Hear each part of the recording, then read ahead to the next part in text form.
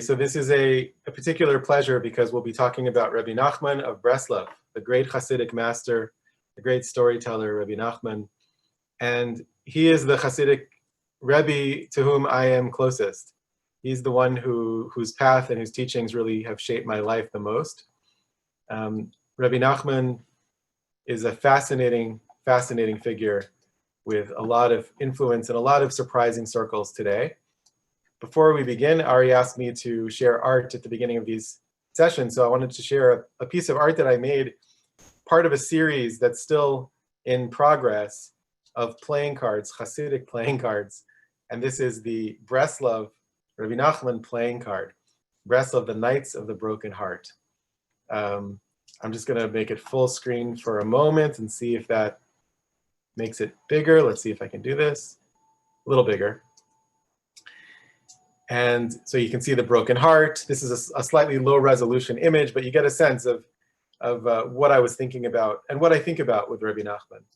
So Rabbi Nachman represents really a revolution within the revolution of Hasidism. Because as we've seen, starting with the Baal Shem Tov, the Hasidic movement itself was a revolution. Remember our first session in this series. The Jewish world was asleep, suffering, struggling, retreated back into a very intellectualized academic version of Judaism, leaving a lot of people out in the cold until the Baal Shem Tov came along and started telling stories to awaken hearts and souls.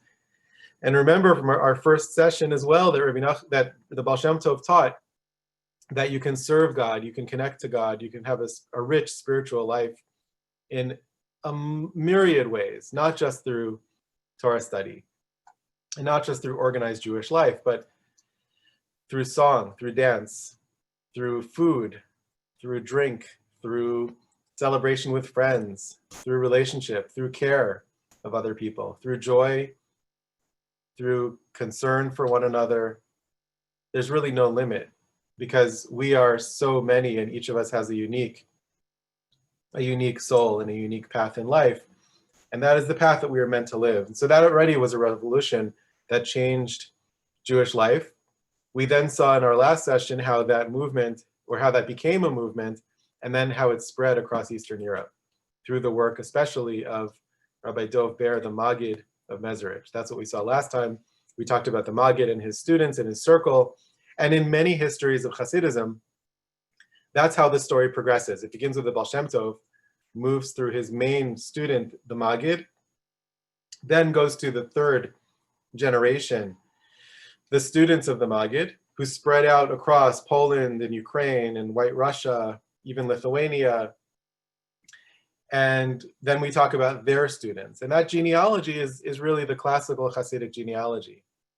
Rabbi Nachman doesn't follow that pattern. He doesn't follow that genealogy because Rabbi Nachman didn't study with the Maggid. He didn't study with the students of the Maggid. He has a different connection to the Hasidic world. He is the Baal Shem Tov's great-grandson. Rabbi Nachman is the son of the daughter of the Baal Shem Tov. So remember I told you Rabbi Nachman had a very special follower, which was his daughter, Odel. We talked about the name Odel. And some of you wrote me to tell me of other Adels or Odels in your life, or Udels. The Baal Shem Tov's daughter, Odel or Udel, was known as a very advanced, evolved person with some sort of Holy Spirit or prophecy, spirit of prophecy and powers. And she had a daughter named Fege. And she also had two sons. Odel had two sons who became Hasidic Rebbes in their own right. But her daughter, Fege, was also known as a woman who could see. She had the sight. She could see beyond space and time. And her son was Rabbi Nachman. She had other children as well, but Rabbi Nachman was the great-grandson of the Baal Shem Tov. And it's important to know that Rabbi Nachman's path in Hasidism is very, very unique for reasons that we will explore together.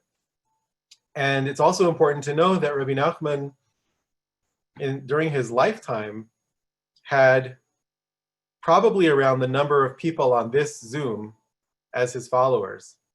Something around 200 people were his followers. That's a very small group. And Rabbi Nachman lived in a relatively backwater area of Ukraine. So it was part of the Hasidic world, but it wasn't a central city or urban area where there was a lot of influence. He was in an obscure area. He didn't have a lot of followers.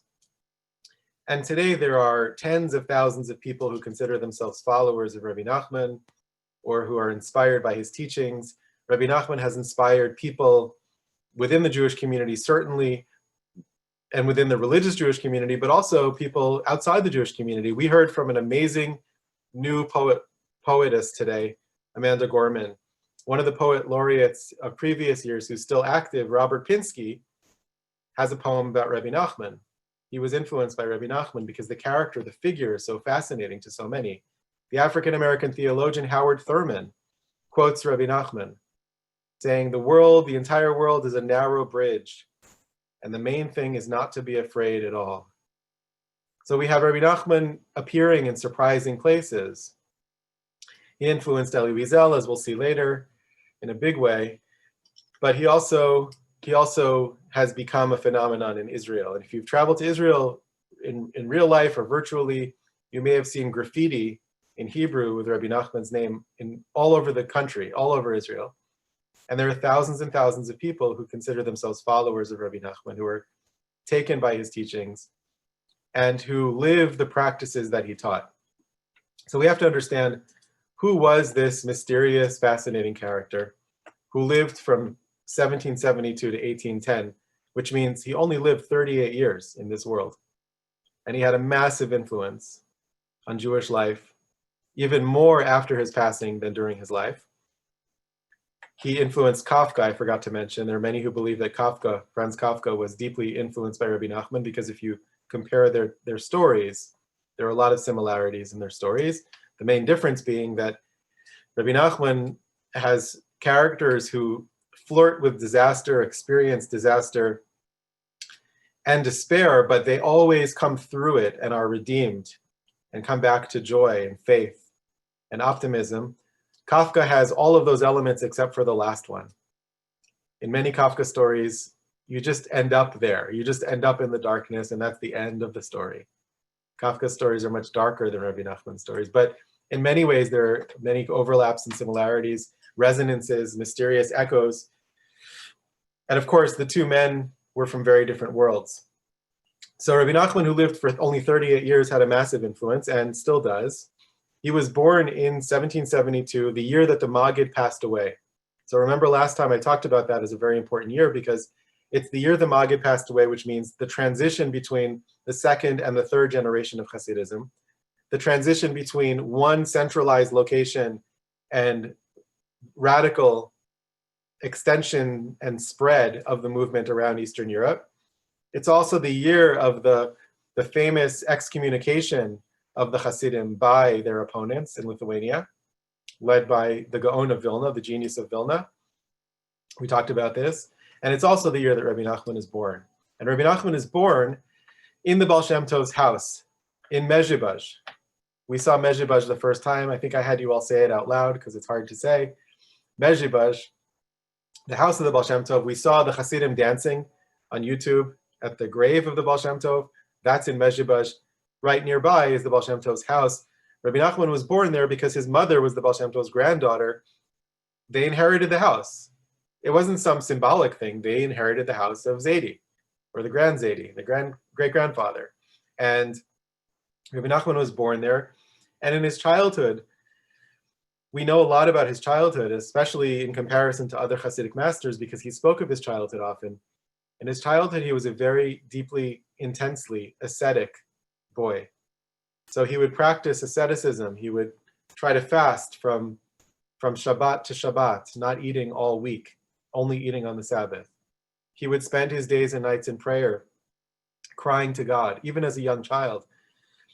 But he would try to hide it. He didn't want anyone to know of these efforts. And there are many stories about this period of his life where, as a 6-year-old, a 7-year-old, he was practicing all kinds of things, like when he had to eat food, he would try not to chew his food so as not to taste it. Extreme asceticism, which he later renounced. Later in his life, he said, if I had known what that stuff can do to your body, and if I had known that you could accomplish the same things through prayer, as asceticism, I never would have practiced that asceticism. It damaged my health. I don't recommend it to you. But in his childhood, he was looking for God. And there are many stories about this period where he prayed for God to show him a miracle, and he saw miracles. One of the miracles was a dead person. The soul of a dead person appeared to him, and he became very terrified. So very mysterious, somewhat dark stories, but a very, very intense child. And at the age of 13, he married. And it is told that at his wedding, as a 13-year-old, he started to speak to the young men who were at the wedding, who were his own age, maybe a little older, a little younger, but mostly his own age. And he would ask them about things of this world. Like, did you see the latest show on Netflix? Or the latest movie? And the young men who responded in a positive way, yeah, that second episode or the season finale was really, really something. He just wouldn't talk to them anymore. He wasn't interested in them. But occasionally he would find a young man who said, I'm not interested in those things. I don't watch Netflix. I'm interested only in spirituality. And those became his friends in his first inner circle. So we find the portrait of a very serious, ultra serious, committed young man, and one with ascetic tendencies. But remember, we're talking about the Hasidic world where asceticism is not the preferred expression of religious life. In the way Hasidim practice in those days, across all the diversity, they have one thing in common, which is they get together and they drink l'chaim, they drink toasts to each other with yash, yayin sraf, which is schnapps, or shlivovitz, depending on where you are, or vodka, depending on where you are. And they drink and they sing Hasidic songs, and they tell stories of their rebbes, of their masters, and they celebrate together, they dance together. It's a social occasion. They're not ascetic.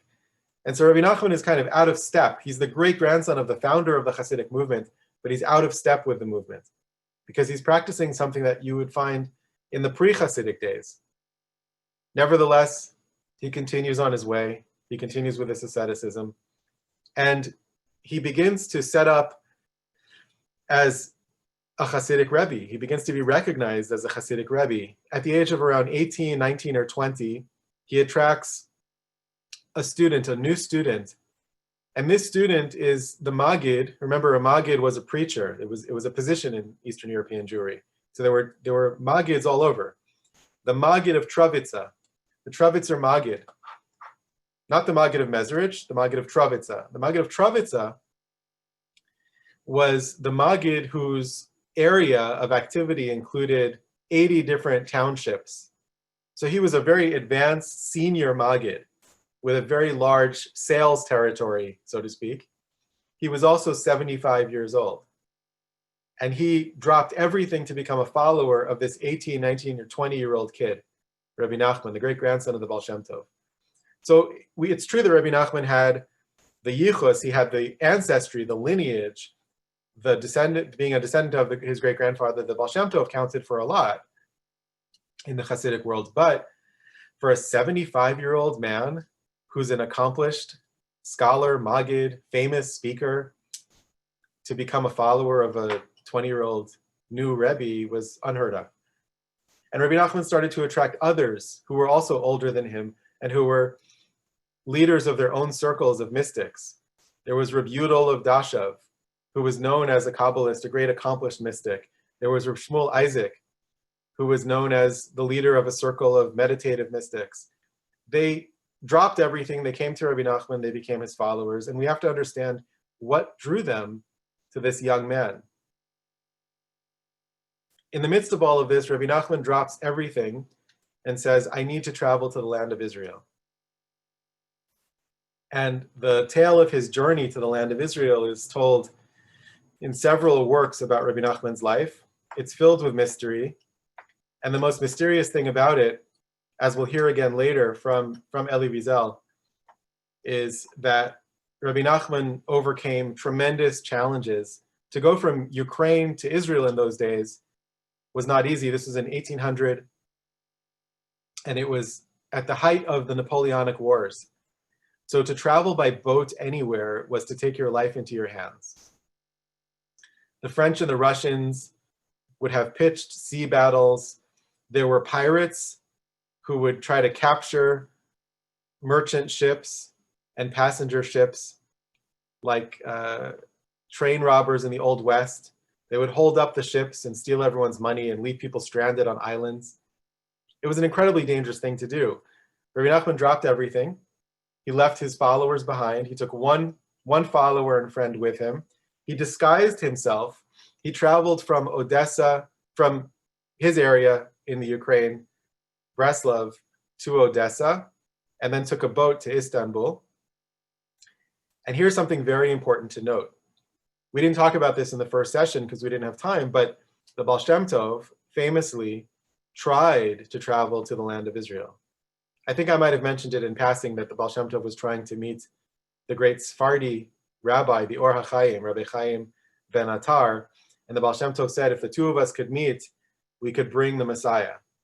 We were talking about that in the context of Jewish diversity, Ashkenazi and Sephardi rabbis coming together.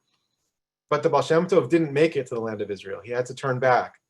The journey was too dangerous and fraught. And according to legend, the Baal Shem Tov's boat was attacked by pirates and he was stranded on an island for a long time. In fact, it's the first story in Souls on Fire, this story of the Baal Shem Tov on the island in the midst of his journey to the land of Israel. The Baal Shem Tov didn't make it to the land of Israel. Rabbi Nachman, his great-grandson, said, I'm going to go further than my great-grandfather. Literally, I'm going to get to Israel, and figuratively, I'm going to go further. We'll see more about what that might mean. But on the literal level, he traveled to Istanbul. He disguised himself and pretended to be a merchant. Every interaction he had told a different story. He pretended one day that he was a Kohen, the next day that he was a Levite, the third day that he was not a Kohen or a Levite. He was a merchant or a traveling salesman or a teacher. And there are many stories of him walking in Istanbul without his shoes on, doing somersaults in the streets, acting like a madman.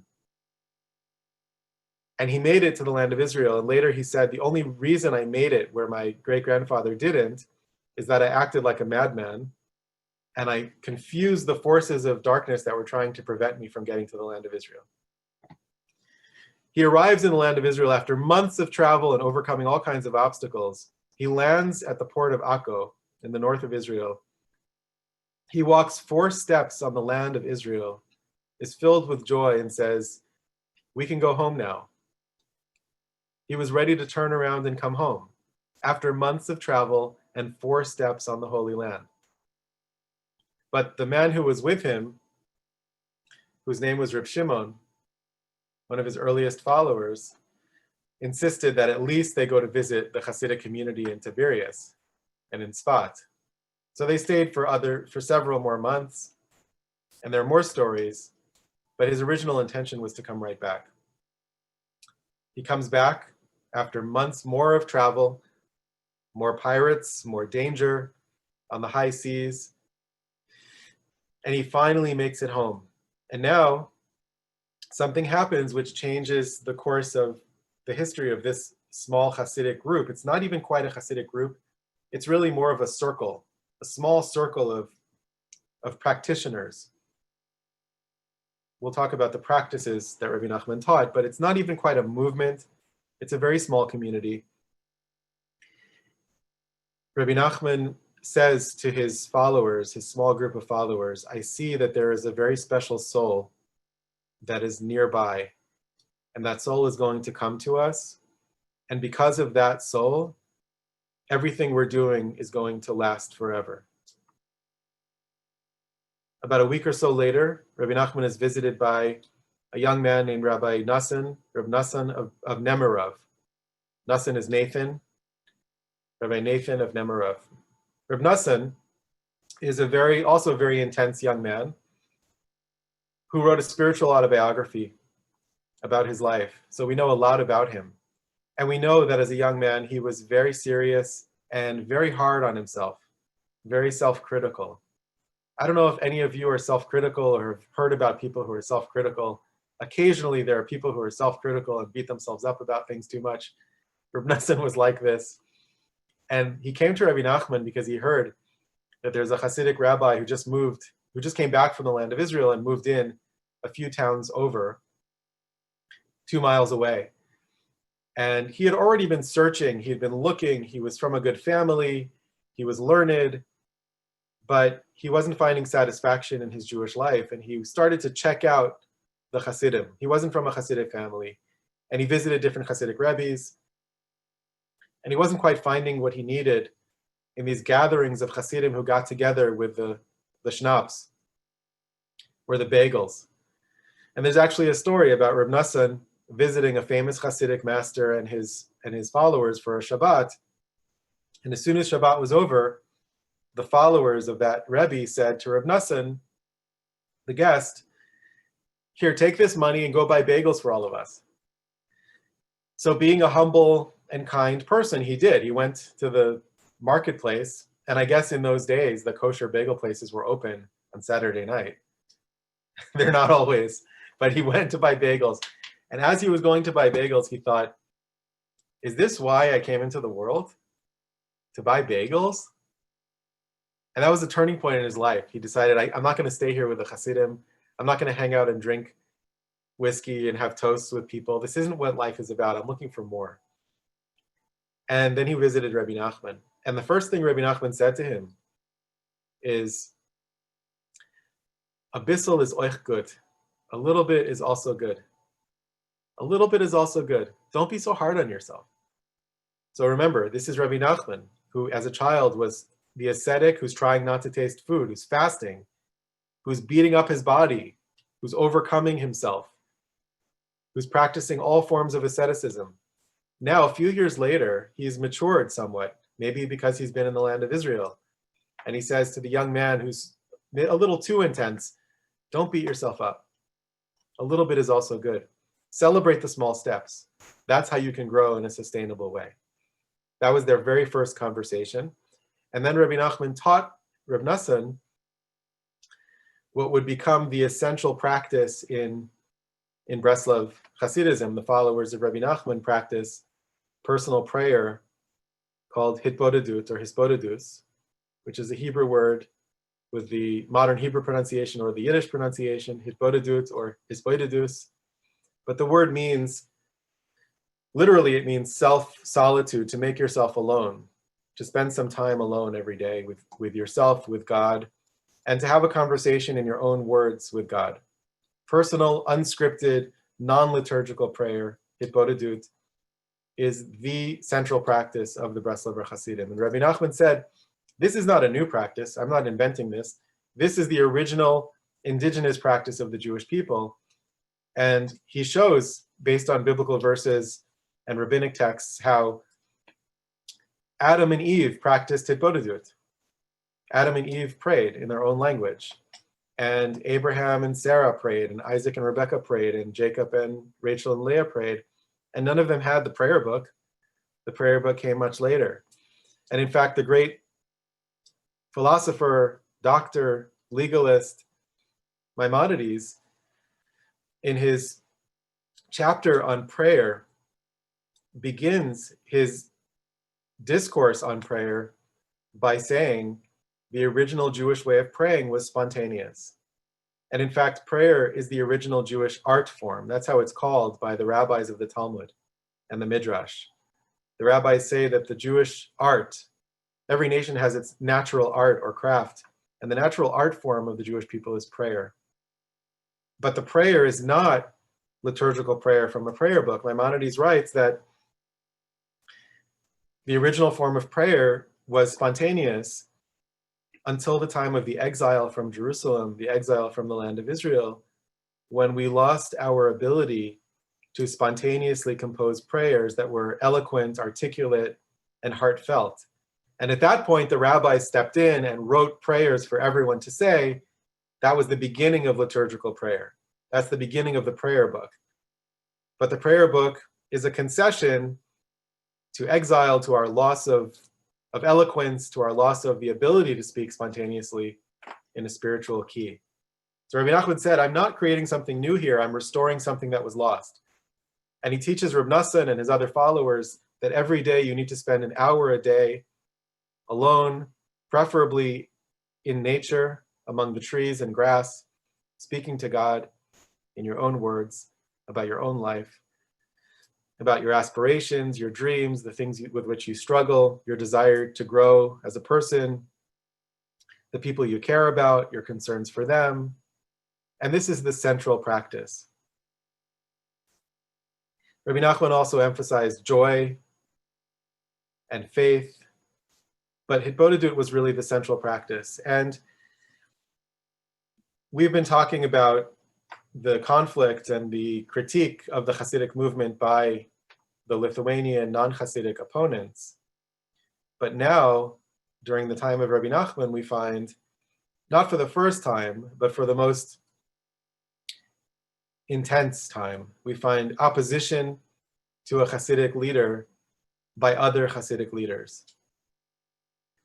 We find that one of the great Hasidic masters of Ukraine, who was known as the Shpoler Zaidi, the grandfather of Shpol, who was an elder Hasidic master, whose motto was, "I saw the Baal Shem Tov." He was old enough to have seen the Baal Shem Tov.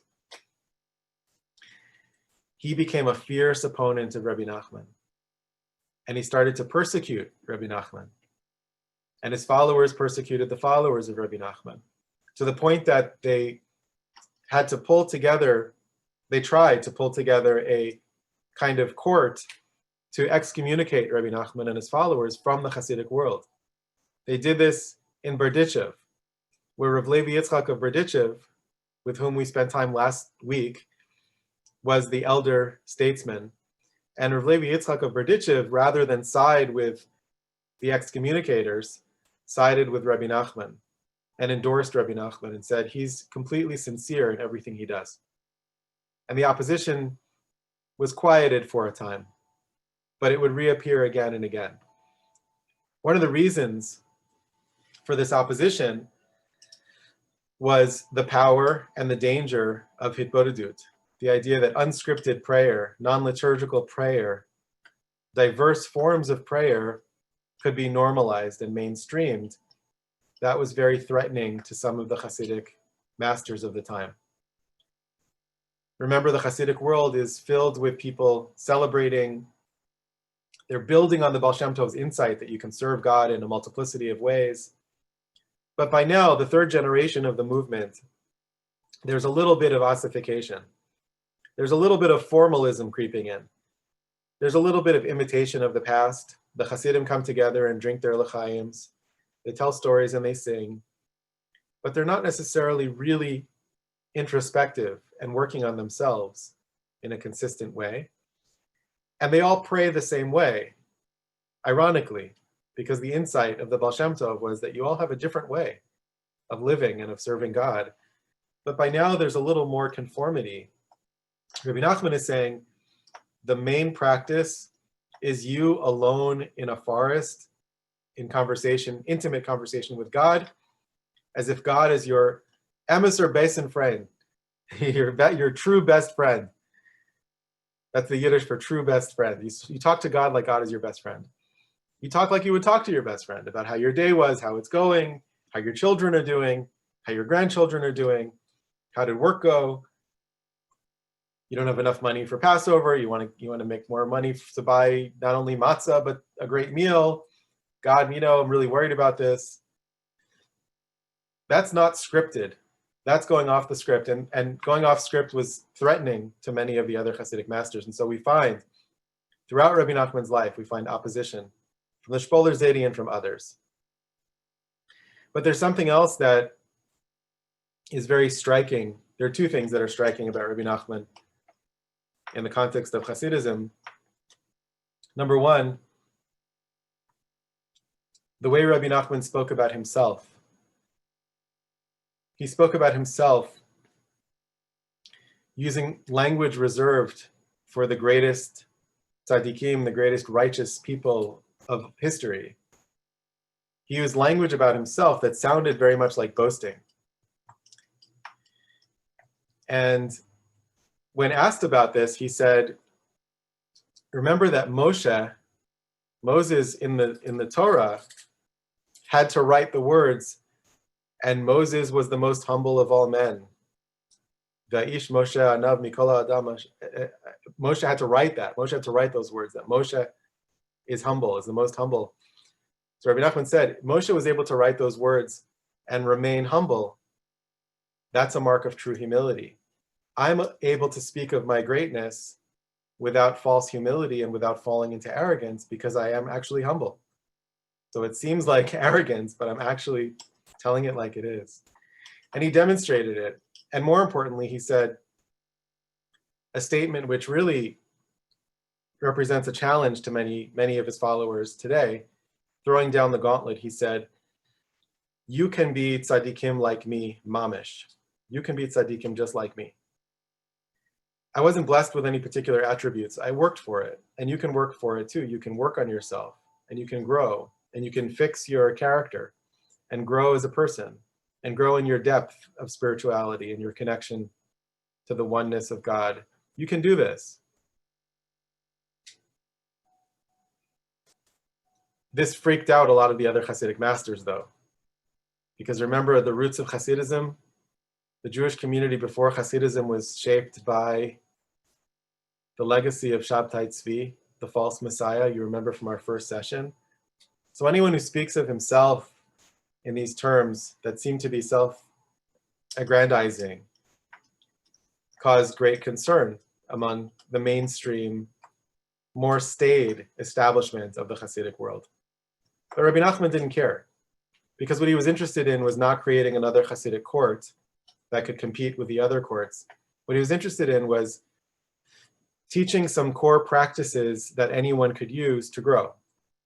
And this is one of the most important differences between the Breslov Hasidic movement or community as it developed over time and every other Hasidic group, with the sole exception perhaps of Lubavitch today, which has some similar elements. Number one, Breslov Hasidism isn't defined by any sociological markers. There's no particular way of dressing in this community. There's no liturgical conformity, meaning you don't have to use the same prayer book or prayer style. You don't have to be Ashkenazi. And you don't even have to be Orthodox, although those categories didn't exist in Rabbi Nachman's time in the way that we think of denominations. Most Hasidic groups are taught to dress a certain way, to use a certain prayer book. Sometimes they're told to vote a certain way by their Rebbe. Rabbi Nachman would not give advice to his followers. People would come to him and say, Rebbe, should I marry this guy or that guy? Or should I take this job or that job? And Rabbi Nachman wouldn't answer those questions because he said, I want you to be choosers. I want you to own your own lives. I want you to be autonomous. And he would say, instead, go talk to God about it. Go get advice from God. Go to the woods and do Hitbodedut and clarify your own heart. And he taught specific techniques for doing that.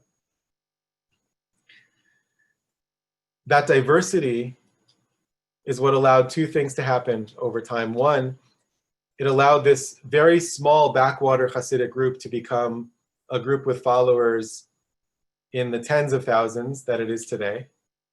Because among the followers of Rabbi Nachman, there are Ashkenazim and Sfardim, there are ultra-Orthodox to unaffiliated.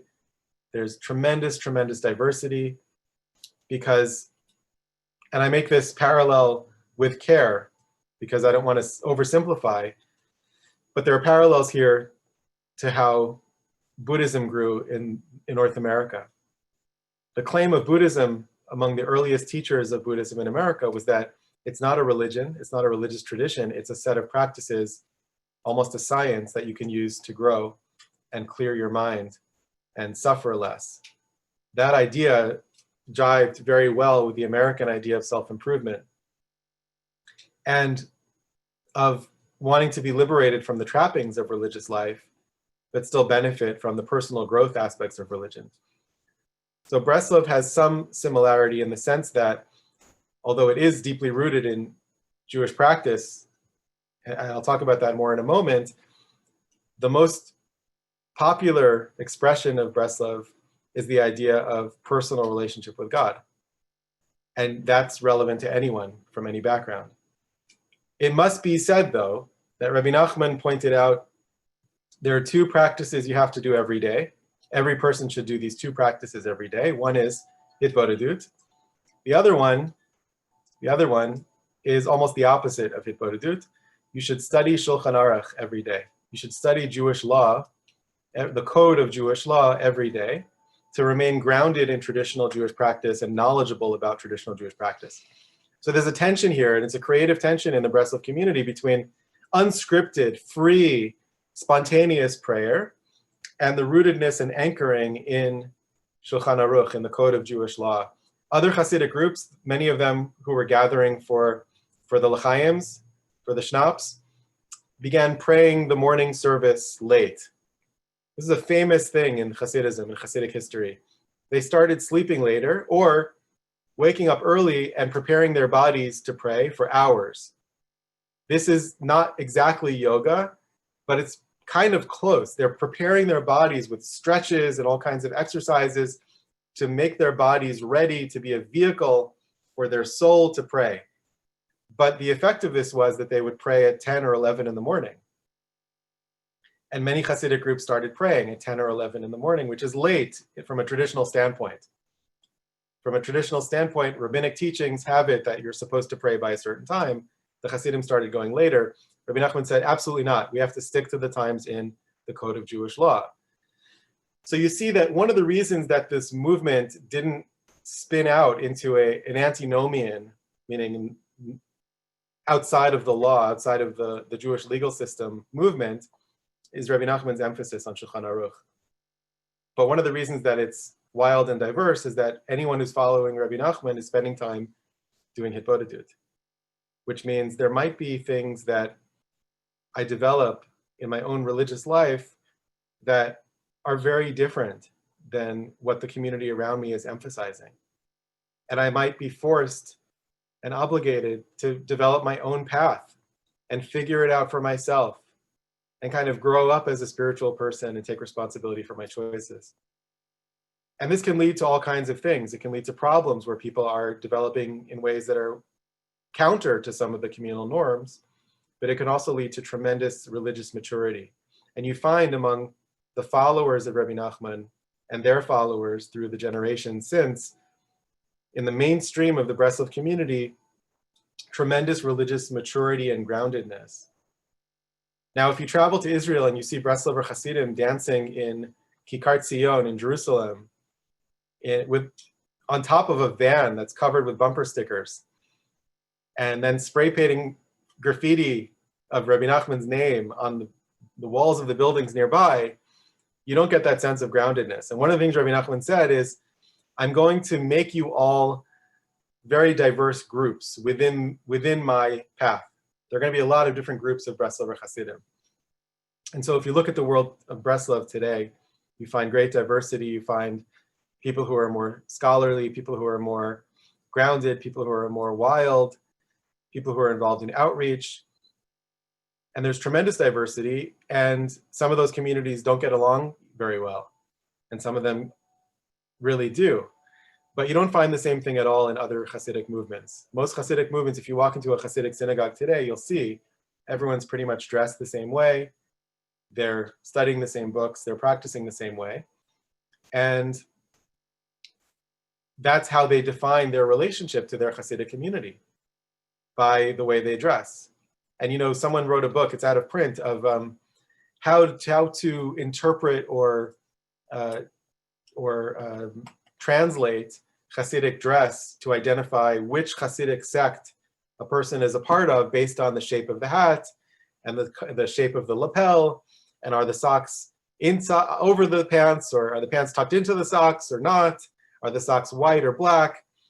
And it sounds ridiculous, and it is a little ridiculous, but it's also actually how Hasidic groups dress and present themselves to the world in a very consistent and similar way.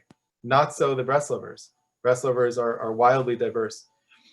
The other thing that needs to be said here is that one of the most important messages that people took from Rabbi Nachman was towards the end of his life. So I told you that he died at 38, very young. And he died of tuberculosis, like Franz Kafka. And he contracted tuberculosis a few years earlier. And he said, this disease is going to kill me, but I've prayed myself a few more years to stay with all of you because I still have some things to do. So there are two things that he did in those last 3 years of his life that are really worthy of note. One, he began to tell stories. And he said, now I'm going to start telling you stories. As if to say, and this is how Reb Nassan, his student, understood that statement, as if to say, I have tried for so long to teach you by teaching Torah, by teaching lessons, how to improve and how to become who you want to be and who you're meant to be. And I've reached the limits of that language. Now I need to do something else. Now I'm going to start telling stories. And Rabbi Nachman started telling stories. And the stories he told were unlike anything that had ever appeared in Jewish literature before. So Professor Elie Wiesel of blessed memory used to say, I think Rabbi Nachman is the greatest Hasidic storyteller. And then he would pause and say, actually, I think he's the greatest Jewish storyteller of all time. And then he would pause and say, no, actually, I think he's the greatest storyteller of all time, of all humanity, of all of history.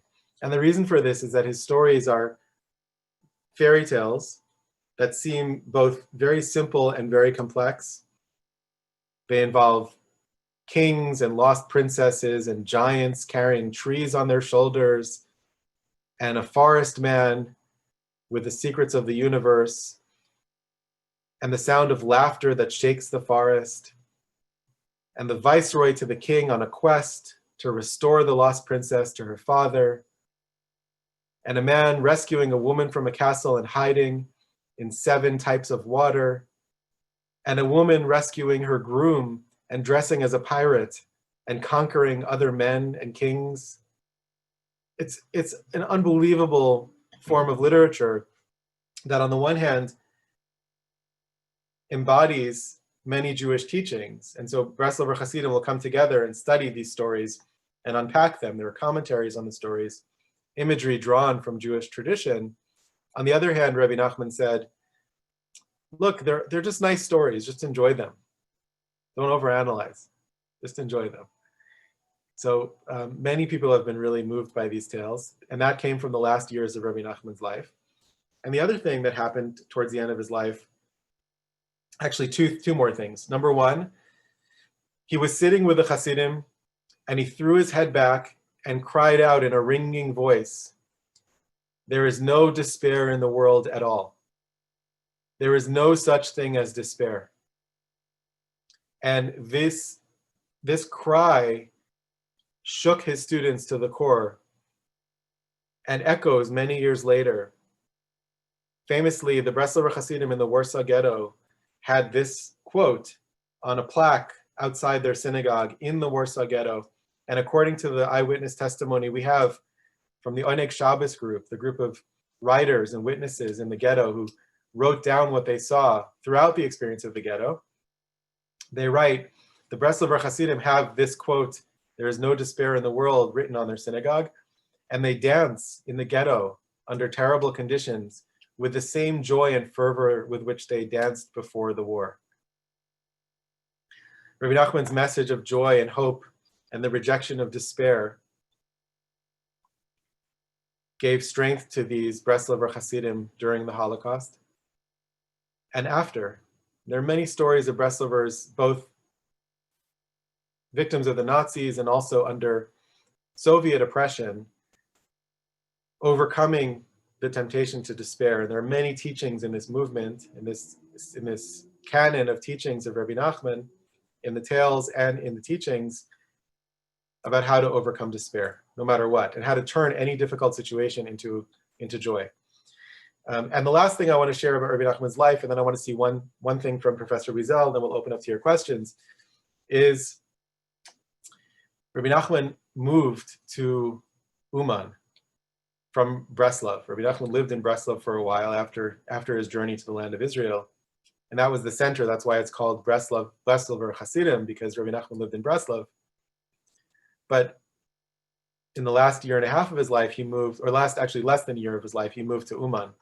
Now, Uman is not that far from Breslov. I'm going to show you on the map. This is a hand-drawn map from a Breslover Chassid. Let's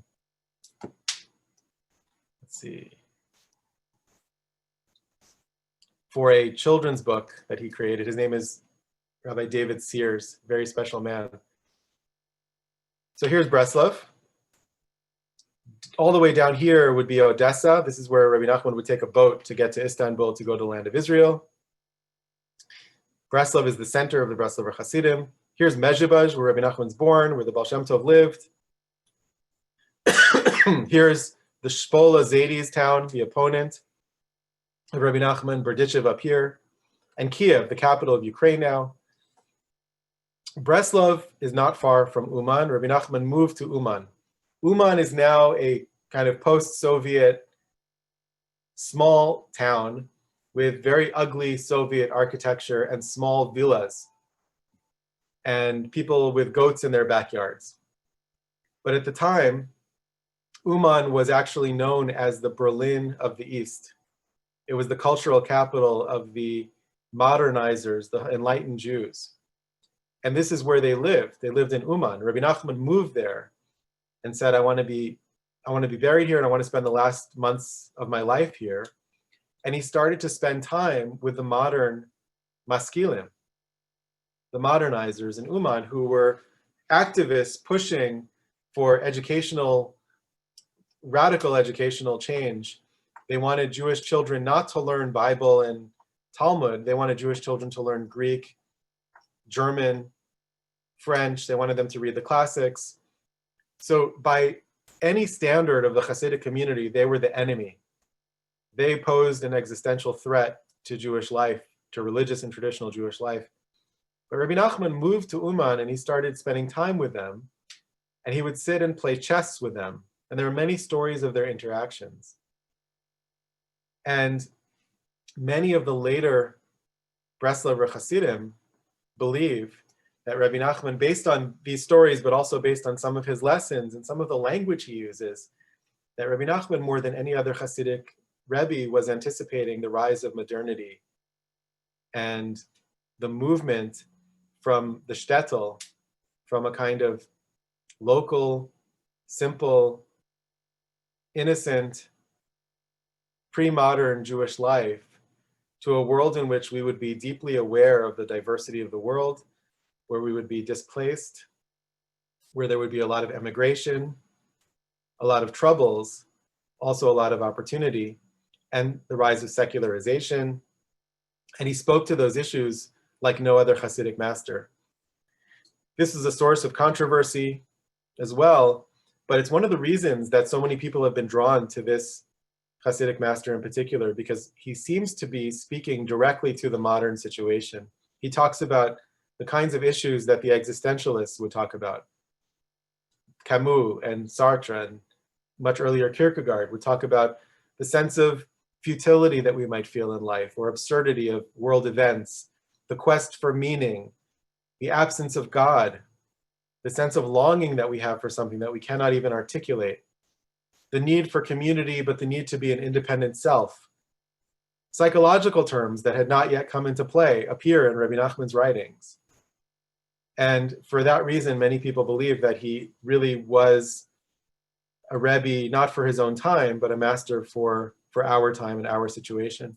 There are even people who believe or who find parallels or moments in which he addresses the experience of the Holocaust, particularly in one place where Rabbi Nachman talks about the void at the heart of the world and the darkness that people can encounter, and how to survive that darkness with a sense of optimism intact, without letting go of the reality of that encounter, without pretending that the darkness doesn't exist. These are the kinds of things you don't find in other Hasidic writings.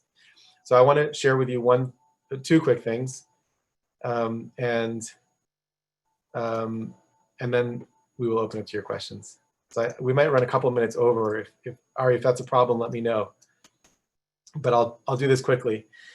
Just so you get a sense of the tone of Rabbi Nachman's stories and the existential weight of his stories and teachings. This is one example of many, where Rabbi Nachman writes, this is in a story called The Story of the Seven Beggars. It takes place in a story within the story. And in the middle of the story within the story, one of the characters in the story within the story tells this story. Are you with me? It's a very, very complex tale. And in the midst, we find this. And there is a mountain. And on the mountain stands a stone. And from the stone emerges a spring of water. Now, everything in the world has a heart. And the entire world itself also has a heart. But the heart of the world is a complete structure with a face, hands, feet, and so on. And the little toenail of the heart of the world is more heart-filled, in Yiddish, more heartzig, than any other heart. It's concentrated heart, concentrated emotion, feeling, subjectivity. And the mountain with the spring stands at one end of the world, while the heart of the world stands at the other end of the world. And the heart stands facing the spring, which is on the mountain. The heart is yearning continuously to join the spring, and the longing and desire of the heart to come to the spring is extraordinary.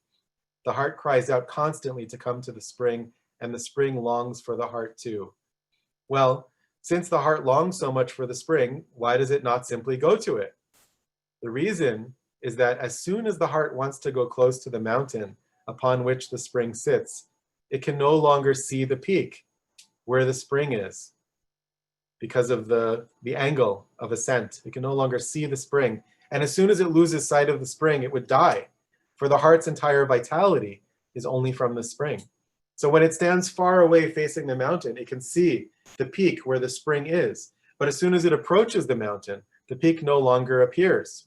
Then it can no longer look at the spring and could, mercy save us, expire. And if this heart would expire, the whole world would be destroyed, for the heart is the very vitality of everything. For how can the world endure without the heart? Therefore, the heart cannot go to the spring. It only stands facing the spring, longing and crying out without cease to be able to come to it. This is Rabbi Nachman's map of the world. The world is sustained by longing and the impossibility of arrival, of reunion. No one ever wrote like this in Hasidic history or in Jewish history. Last thing I want to share with you is a short video of Elie Wiesel talking about Rabbi Nachman. I'll share just part of this. I'm going to make it bigger so you can see well.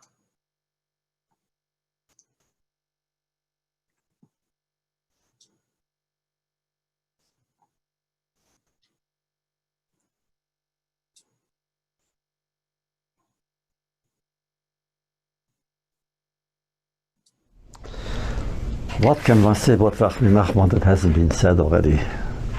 Rabbi Nachman, the storyteller, Rabbi Nachman, the philosopher, Rabbi Nachman, the manhik, Rabbi Nachman, the dreamer, Rabbi Nachman, who is a guide, he remains a guide.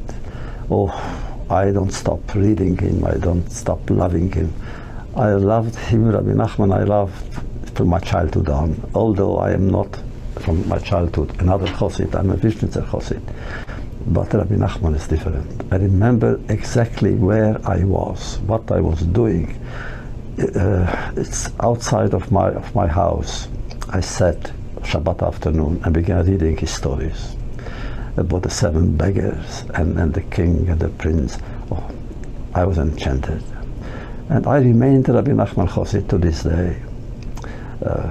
I cannot teach him, I cannot share stories with him, with his spirit, with his memory, without smiling.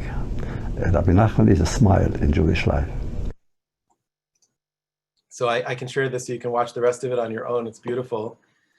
Rabbi Nachman is a smile in Jewish life. And think about where we started. Rabbi Nachman as a child, ascetic, serious, intense, but became known as the master of joy and the master of existential meaning and searching. And most important of all, how do we bring our longing, our yearning for a better world and for a better self together with joy? And how do we sustain the search? And how do we never give up on our dreams and highest aspirations? This is the legacy of Rabbi Nachman. And I think we need that today more than ever. So I will stop there for your questions. There's so much more to talk about, but this is a little taste of Rabbi Nachman of Breslov. Okay, so we'll do a few quick questions in our extra time. We're in like, what do you call in soccer, extra time? Number one. So is there a collection of all these stories in a book? I know there must be some in this book by Elie Wiesel, but is there a book people who want to read these stories can read them in? Yes, and strangely, it's called Rabbi Nachman Stories. It's okay. Available on Amazon. The only thing, yeah, there we go. Jeff and Mary have it. That's the hardcover old version with the beautiful cover with the trees. Marilyn, I see Rabbi Nachman's Fire. That's by Rabbi Gedalia Fleer, is one of my teachers. But Rabbi Nachman's Stories, the only thing you should know is that they republished it, and they republished it in 2 volumes. So if you look for it, make sure you're getting both volumes so you get the whole collection of stories, and especially the one with the 7 beggars. Okay, good. So I'll share that. Number 2. So can you, like being Buddhist, can you be a Rabbi Nachman follower? It seems Elie Wiesel was saying, and be another type of Chassid or follow a different rabbi? Can you be both? So Reb Shlomo Carlebach said, everyone has 2 Rebbes, their own Rebbe and Rabbi Nachman. That was kind of his definition of Rabbi Nachman, because it's not about being part of a specific parochial group. It's about following certain ideas and practices and practicing them in your life. So you can do that certainly, as Elie Wiesel did. He considered himself a Vishnitzer Chassid. When I was studying with Professor Wiesel, I travel to Uman every year, where Rabbi Nachman's buried for Rosh Hashanah. There's a gathering of Breslov Hasidim, and I've gone for many years. This is the first year I couldn't go because of the pandemic in 21 years. And every year I would miss class because Rosh Hashanah, the New Year, takes place during the fall semester. So Professor Wiesel would give a little speech about it to the students. He would say, Ariel is a Breslover Chassid. He would say Bratslav, that's the sort of more academic pronunciation. He's a Bratslaver Chassid. And so he travels to Uman, and I'm a Vishnitzer Chassid, but I also love Rabbi Nachman. I consider myself a Chassid of Rabbi Nachman too. So the answer is absolutely yes. And beyond that, of course, you don't have to be a Chassid to be connected to this, this literature. You can connect to the literature of Rabbi Nachman as a great storyteller, as many people do. I imagine that Robert Pinsky, for example, connects to Rabbi Nachman on that level as a fascinating mystical storyteller. So we have questions in general about Breslov Hasidim, and so here's some specific questions. Mike Rubin must have read up on his life. So he asks 2 questions. One, did Rabbi Nachman think of himself as the Messiah? And number 2, what was his relationship with his wife and his family? Apparently, even though he died young, he had 13 children. No, he didn't have 13 children. He had, I think it was 6 children. Several of whom died in infancy. Sorry, he was married at 13, so he had a bunch of children. I just misread that. Yeah, he was married at 13. That was for that time, but go ahead, Ari. So the first question, did he consider himself to be Messiah? Was that something that's in his writing, or? No, there's an accusation like that from his opponents, and some academic scholars also thought so, but it's pretty clear from the actual writings and the life story that he didn't consider himself to be the Messiah, that he considered himself to be the person who's preparing the weapons of war for the Messiah, so that when the Messiah comes, the Mashiach, the Messiah, will be able to use those weapons of war to defeat the forces of darkness. What are the weapons of war? Prayer. Rabbi Nachman considered himself to be the person preparing the primary weapon for the Messiah in the Messianic era, which is prayer, the ability to spontaneously connect our heart to our mouth, to the world around us through prayer. That's the thing that's going to help us redeem the world. That was Rabbi Nachman's belief. So he's setting up the Messianic era, but he's not the Messiah. He didn't consider himself the Messiah. And in fact, when people would, some of the other Hasidic Rebbes, there are other stories about this. We may talk about this next time because it's a little bit related to the Rebbe of Kotzk. There were other Rebbes who were trying to force the Messiah to come. They were trying to force the Messianic era to come, and Rabbi Nachman was against that. And when someone made a prediction that the Messiah is for sure going to come in this year, a certain year, I think it was 1810, Rabbi Nachman said, listen, I can tell you for sure now the Messiah is not going to come in that year, because anytime someone predicts that the Messiah is going to come, that makes it so it's not going to happen. So he was a very kind of down-to-earth character, even while he was involved in these mystical teachings. And for him, the Messianic era and the Messianic battle wasn't about physical war. It was about the war that we have in each of our hearts between despair and hope.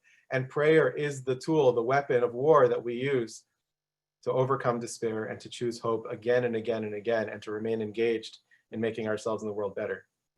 And Mike's other question was, do we know anything about his relationship with his wife? And he had children. So I would add on, did any of his children stay in the family business and become masters in their own right? So Rabbi Nachman was actually married twice. His first wife passed away also from tuberculosis about a year and a half, I think, before Rabbi Nachman died, or 2 years before he died. I can't remember the exact date, but not too long before he died. And when she died, Rabbi Nachman said, if I had known what it was really to be married, I would not have taken certain things for granted, because he recognized how much his wife was there for him and the wholeness that comes through that relationship.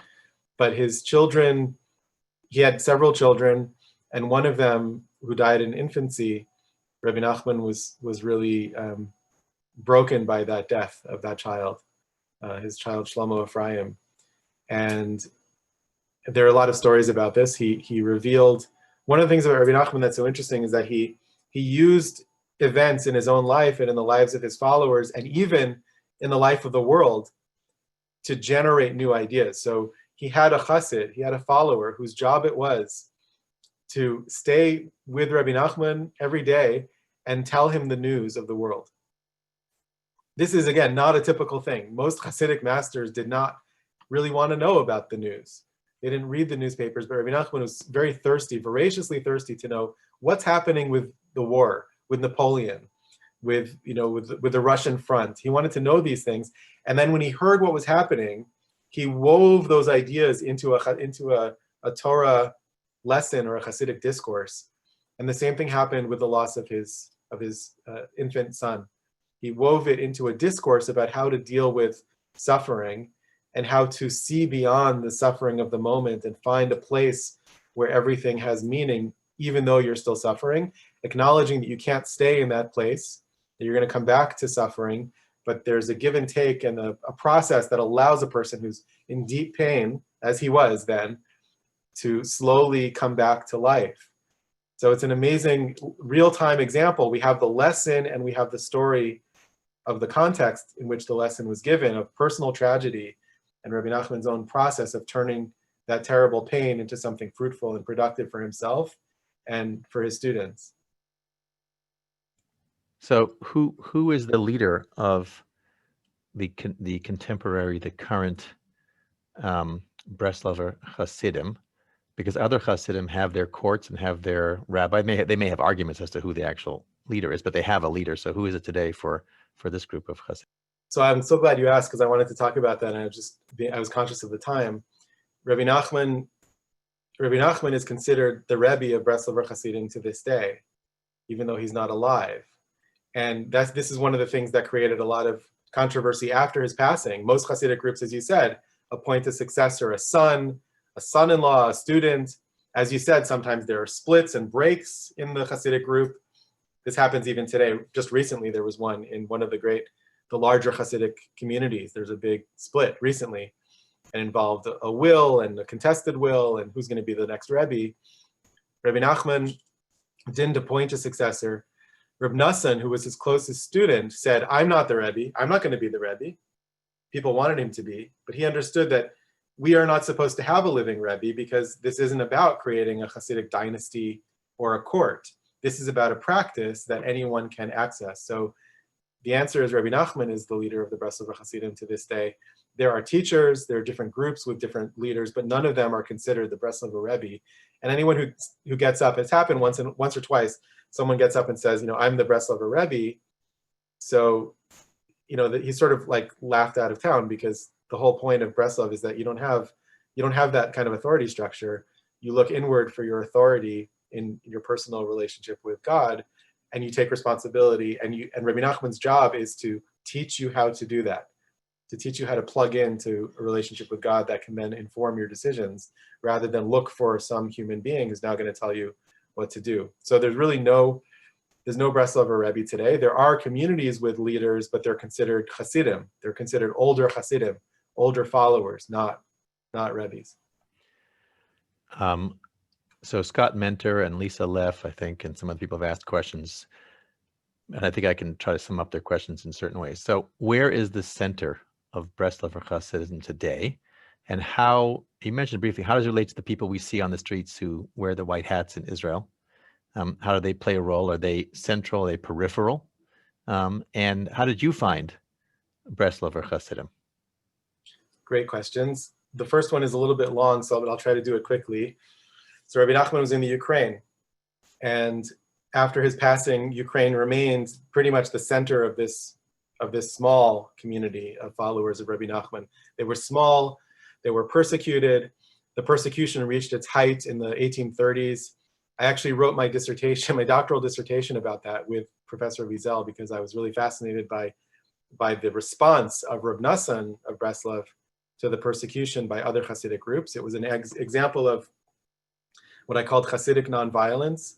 Before Gandhi, before Martin Luther King, it was a spiritual Jewish approach to transforming conflict through spiritual practices that were taught by Rabbi Nachman.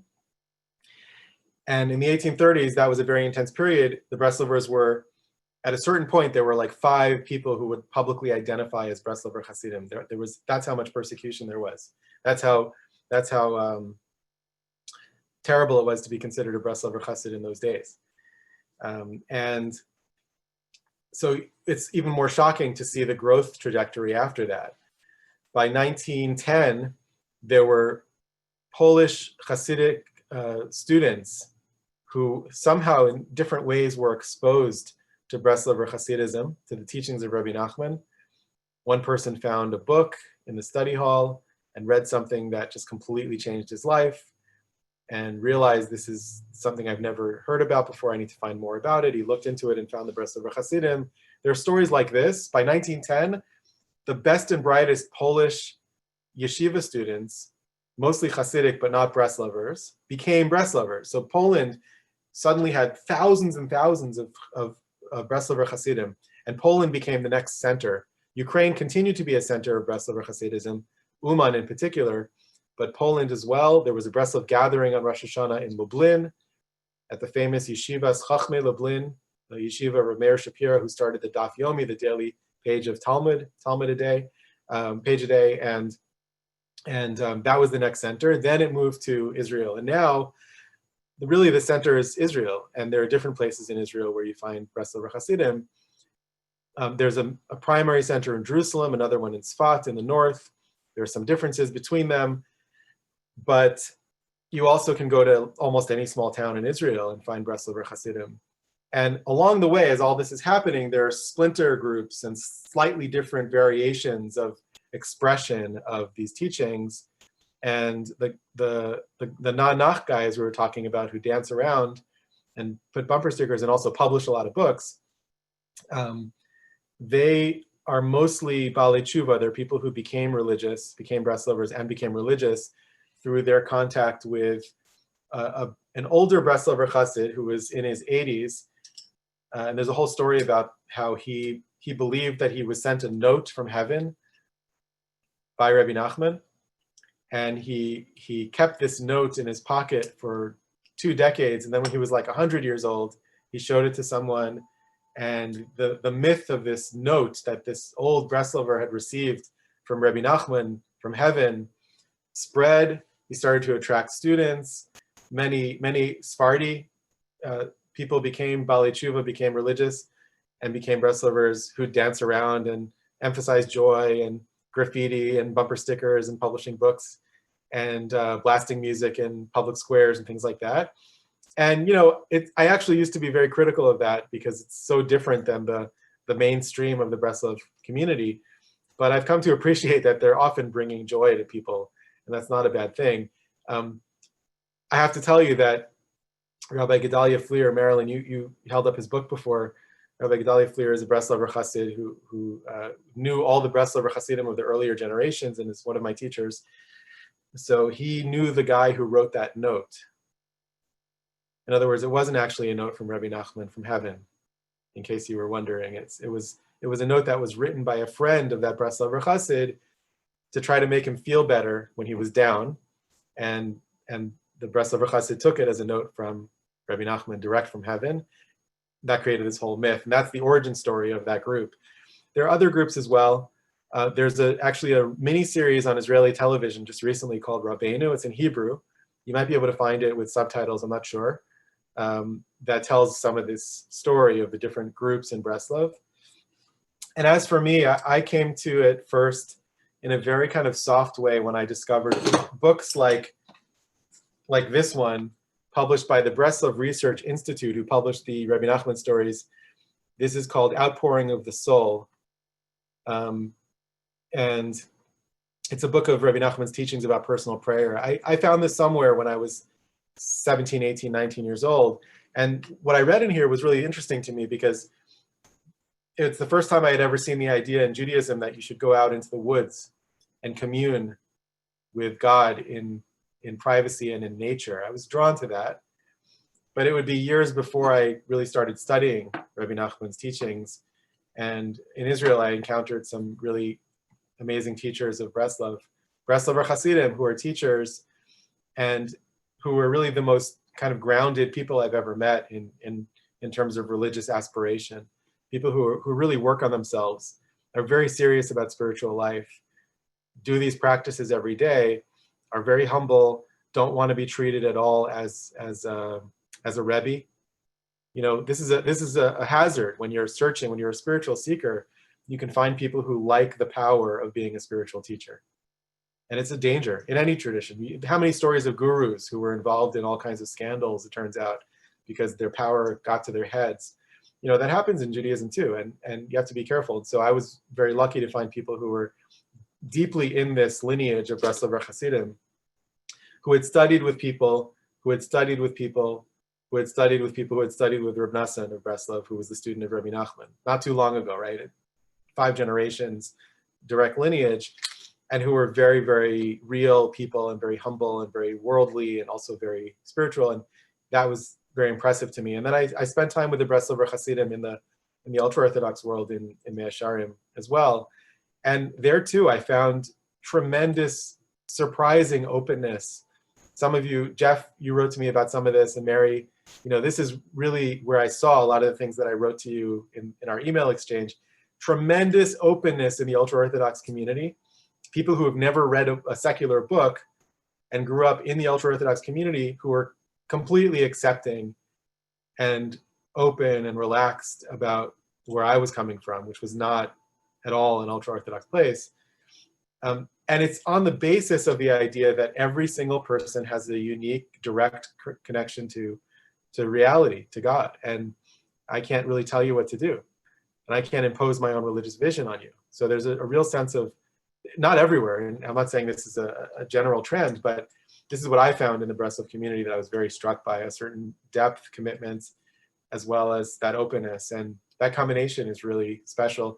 And then the last thing I'll say is Professor Wiesel was so deeply taken by Rabbi Nachman that a lot of our conversation centered on things we were studying, I was studying and asking him about in Rabbi Nachman. And he was, at certain points, he was guiding me or celebrating my connection to Rabbi Nachman because he loved it. He loved sharing that with his students. He loved sharing his own love of the Hasidic masters with his students. And when he saw someone become really connected to a particular Rebbe and kind of identify, this is the path that I want to explore, this is the path that I want to cultivate, he had tremendous nachas and joy from that. So that was a big part of my journey with Rabbi Nachman too, was spending that time with Professor Wiesel. I know we're way over, but let me finish with 1 or 2 questions. And Debbie Moline asked a question, and I'll ask an ancillary question. Her question is, can you describe the Uman pilgrimage a bit? And I know there's a movie about it, and we have in our own community Lee Weissman, who has gone every year. So that was one question. And I would say a related question: what's the role of women in Breslover Hasidism? I don't think many are showing up at Uman, for example. And are there? I don't see many Breslover women. Are they involved today? Have they been involved historically, and so on? So I'll do that in reverse order. The role of women in Breslov is very different than in other Hasidic groups. You know, in other Hasidic groups, the women are often behind the mechitza, behind the screen, and the men are kind of involved actively in religious life and religious practice in the synagogue, and the women have some sort of personal spirituality, but it's very underemphasized in many Hasidic groups. And they're supporting their husbands and so on. Rabbi Nachman said to his students, I want you to help make your wives into Hasidim. I want your wives to be Hasidim too. Remember, Rabbi Nachman, if you ask this fundamental question, who was Rabbi Nachman's teacher? What was Rabbi Nachman's lineage? So yes, he was descended from the Baal Shem Tov, but the Baal Shem Tov died 12 years before Rabbi Nachman was born. So who did Rabbi Nachman learn from? The best answer, really, the most accurate answer is Rabbi Nachman really learned from his mother and was influenced by his mother and knew stories of his grandmother, Odol. And Rabbi Nachman really was influenced by the idea that women's spirituality is powerful and important. And it has been argued, actually, that the emphasis on hitbodedut, on personal prayer, was an example of a religious phenomenon of a spiritual teacher taking a practice that was associated with women, because women did hitbodedut while the men were studying or praying from the prayer book. Women would talk to God in Yiddish, in their own language, spontaneously while they were cooking or cleaning. Rabbi Nachman said, no, that's the main spirituality. That spontaneous, heartfelt expression in Yiddish or in English or in your own language is the main spirituality and the main practice, and the other stuff is sort of supporting that. So the argument has been made that Rabbi Nachman was taking women's spirituality and mainstreaming it. One example of this that supports this is that when he published his tales, or he had the tales published, he insisted that they be published with Hebrew on the top and Yiddish on the bottom. So if you look at the old editions of Rabbi Nachman's stories, the original editions, you'll find they're printed this way. They're printed with the Hebrew and the Yiddish. Why? Because the women generally didn't read Hebrew. They read Yiddish. They didn't understand Hebrew. The Hebrew was the language of the scholars, and women didn't have that education, but they knew Yiddish. Rabbi Nachman wanted the women to have access to the stories, not just the men. So that's very different. And today you find a very vibrant community of Breslover women and women who are connected to Rabbi Nachman, exploring this path. Ari, in terms of Uman, women don't come to Uman, with exceptions. There are some women, but mostly women don't come to Uman on Rosh Hashanah because it's uncomfortable to be there with 40,000 mostly religious men. But there are other times of year when it's a women's time to be there. So Rosh Chodesh Nisan, the first of the month of Nisan before Passover, which is Rabbi Nachman's birthday, or Tu B'Av, which is the Jewish Valentine's Day. There are women's gatherings in Uman with thousands and thousands of women, and then it's uncomfortable for men to go if they don't want to be in a mixed crowd. So there are other times that women are there, but there's a vibrant culture of women's spirituality, as well as teachers, some prominent Breslover teachers who are women. And in terms of Uman, there's so much to say. It really requires its own session, but I'll tell you briefly that it's chaotic, crowded, and a real pain to get there, like to fly to Kiev and then, with a stopover and then get in a car for 3 hours and bumpy roads and, not be really comfortable in the conditions there in terms of where you stay and all of that. And it's the most calm, focused experience of presence and prayer that I've ever experienced anywhere. So it's a very powerful experience of pilgrimage. It's different every time. It's surprisingly introspective for me, and for many other people say the same thing. It feels like being on a retreat in the woods, even though you're in a really ugly post-Soviet architecture town with 40,000 other people, and it's physically annoying. Spiritually and intellectually and emotionally, it's somehow very, very, very deeply nurturing. And so there are a lot of experiences and a lot of emotions and a lot of learning experiences that I've had there, that other people have had there, that really have become the engine for my spiritual life and practice during the whole year.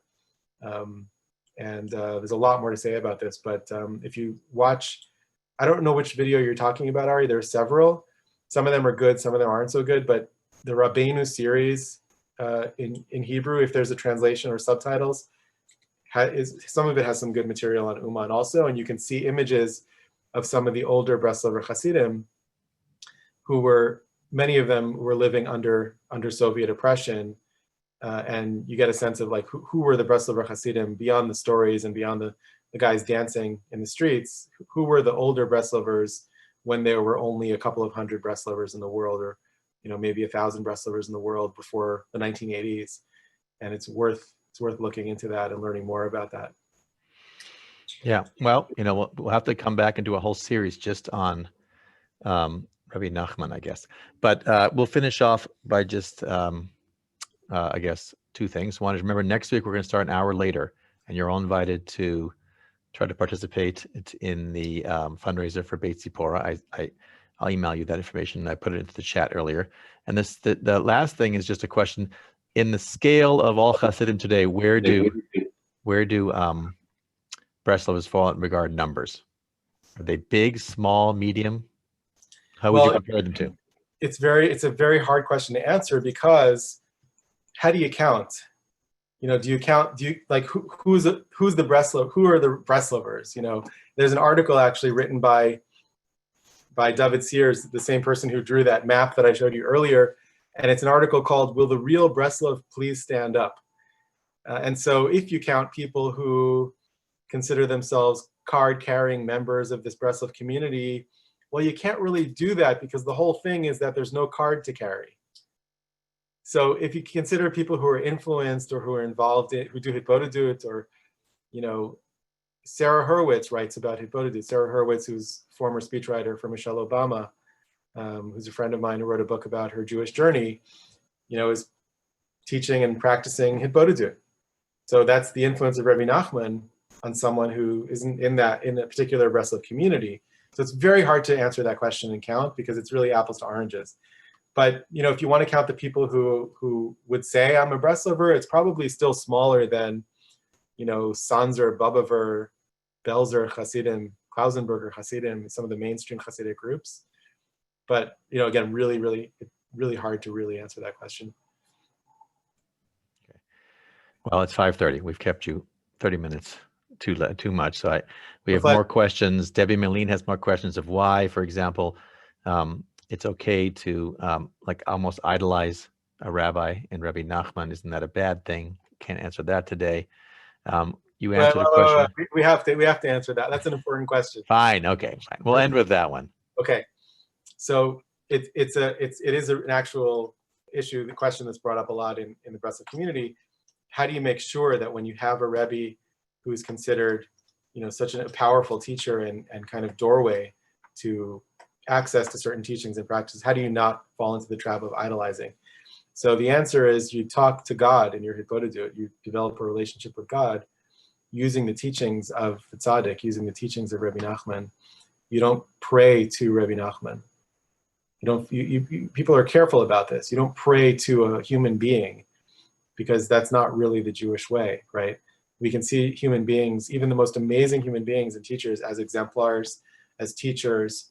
We can say, in the merit of that person's good deeds, God, please allow me to overcome X, Y, or Z, or to reach a certain spiritual level, or to be successful, whatever it is. But if we find that we're starting to creep into the territory of forgetting about God in the conversation about the holy people in our tradition, we're in a danger zone. We pull back from that right away. If we find ourselves talking directly to the teacher or to the Rebbe and sort of praying to that person as an intercessor, that's not the Jewish way. So we have to just be alert to those issues as we grow in our relationship with great teachers and great spiritual masters. But I think the flip side is, a lot of people in Judaism today don't know that there are spiritual masters in our tradition who are waiting for you to access their teachings and their stories. Whether it's Rabbi Nachman or someone else, we have a plethora of spiritual masters whose teachings can really help us grow and develop as people and shape the world around us in better, more compassionate ways. I think that's the other great danger. So one danger is exaggerating the presence of these great spiritual masters. The other is ignoring that completely, or being ignorant of that completely. And I think it's really good for us to remember that they're there. These teachings are there. They're accessible to us. And this is why every few years, Elie Wiesel would teach an entire course for a whole semester on Rabbi Nachman or Hasidic tales. He wanted his students in Boston University, in the academy, to know that this is a part of Jewish life, that these spiritual masters and teachings and stories are there available for you. It's a great way to end. I do have friends who bemoan the fact they don't have spiritual leaders. So now I'll send them a recording, for example, of this particular class, and then they can look up some resources and read. So thank you. Thank you, Debbie Milene, for the questions. Debbie is signing up to go with you and a bunch of women from CSP to Uman. We just need to get the date and make sure it's safe. So Ariel, a lot of things are coming out of this 1-month scholar program. A women's trip to Uman. Marilyn Hassett will go with you as well, apparently. And Debbie, that's your first two Chasidot. And then Ted Cooper says he's in for Uman as long as there's lots of male nudity jumping in and doing morning tefillah, right? You do that? Is there a lot of... We can arrange that. Okay. I'm just kidding, Ted. Ted will wear his bathing suit. It's fine. But I did see the video of everyone jumping in and getting their mikvahs. I don't know if that's every morning or just one. Is that every day in Uman? Some people do every day. Some people do before Shabbat or Rosh Hashanah, different customs. There you go, Ted. I know you were wondering about that question. So anyway, we've got, yes, he says yes. So yeah, we got, Uman. I'll just tell Amy we're all going to Uman. She'll enjoy this surprise. So I come home every day and tell her what new place we're going. Morocco. Is it near Morocco? Yeah, it's kind of that part of the world. We'll go to Morocco. We'll go to Uman. Anyway, thank you, everybody. Thanks for joining us. Apparently, we missed an interesting first, what do you call it, with the government, where they had a nice discussion on policy matters. So you can go watch that afterwards now. This was a little break from reality. Go back to reality, find out what's going on. Thank you, Ariel. Thank you, everybody. Have a good evening. Take care, everyone. Thanks, Ariel. Bye-bye. If you're on the West Coast. Tomorrow, Martin Brower, we're celebrating you still. Don't forget. I'm not forgetting. I know you're in the bottom corner of my screen. I haven't forgotten about you.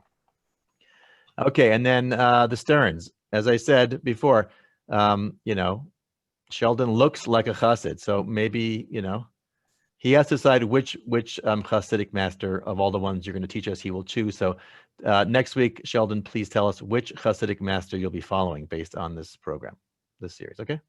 Okay, everybody, I got to run home, see my kids. Bye, everyone. Have a good one. Happy Inauguration Day. Chag Sameach.